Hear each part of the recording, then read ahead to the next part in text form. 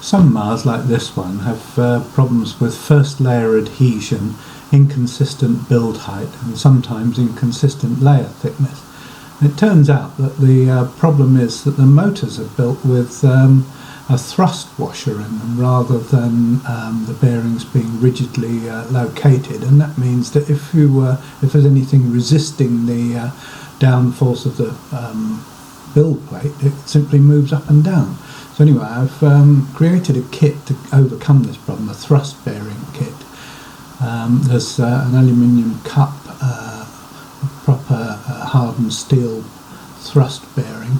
Comes in 3 pieces, 2 raceways and a caged set of balls and some grease to lubricate it with.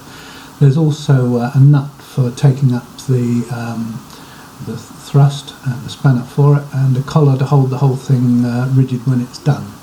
So to fit it, you need to remove the top cap,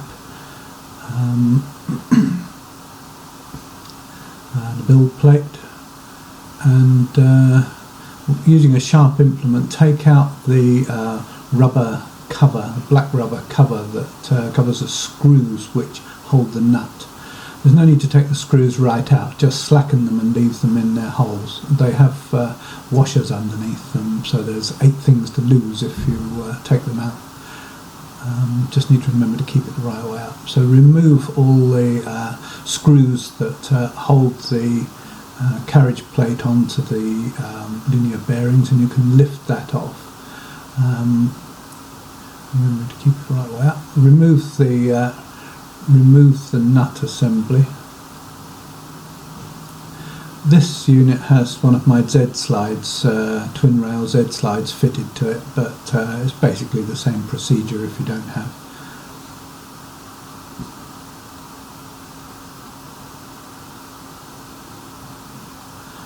Right, time to reassemble.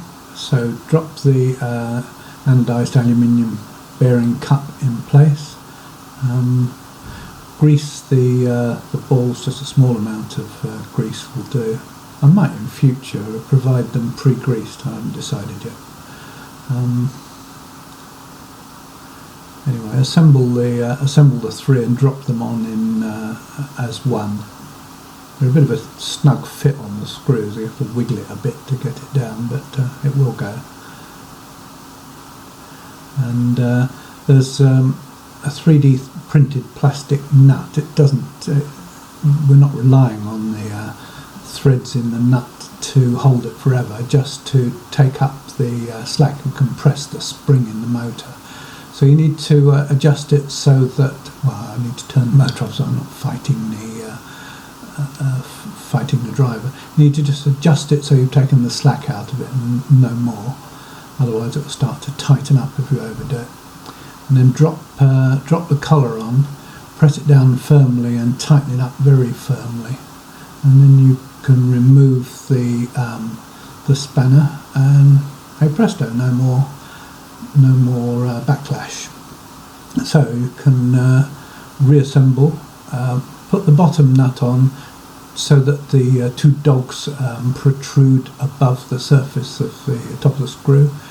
The spring, line up the cutouts for the dogs, and then screw the screw into the upper nut. It's much the easiest way. You need to screw it on so there's about 3 centimetres or so sticking out of the top at least, and then line the screw holes up at 12 o'clock, 6 o'clock, etc. And then you can just drop the build plate carrier and carriage plate back on, and the screws will already be in place and lined up. All you've got to do is just tighten them up,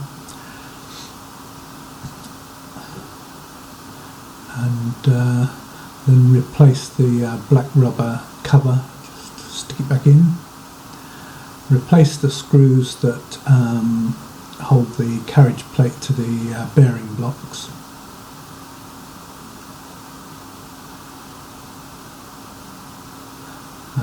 So I skipped a few out there. Replace the top cap. Build plate back on. There you are. Problem solved, and you're good to go. Obviously you have to level, but that's it. Thanks for watching.